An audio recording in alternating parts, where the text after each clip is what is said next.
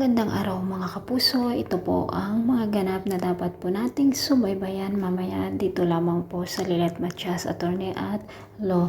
Nasa kulungan na nga po si Patricia mga kapuso at hindi niya matanggap na ganon ang sitwasyon niya ngayon.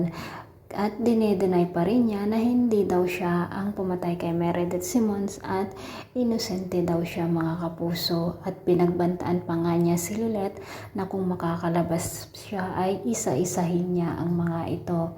Patuloy rin ang pagdidepensa sa kanya ng abogado niyang si Janice de Belen. Hindi ko alam kung ano ang pangalan niya bilang abogado dito mga kapuso.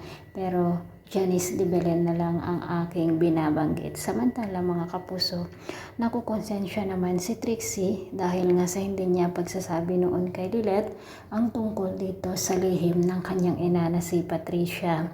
Tuluyan na nga ring tinapos ni Ira ang relasyon nila ni Alon at hindi nga rin ito matanggap ni Attorney Alon mga kapuso dahil sa kasalukuyan ay nasa bilangguan pa rin siya at pinagtitripan pa siya ng kapwa niyang mga bilanggo. Ganun na rin po si Patricia mga kapuso, pinagtripan siya ng kasama niyang mga bilanggo. At karma na nga ito sa iyo Patricia dahil sa mga kasamaang ginawa mo. Samantala nahuli na nga rin po itong si Vivian mga kapuso at siya nga ang magtestigo laban kay Patricia.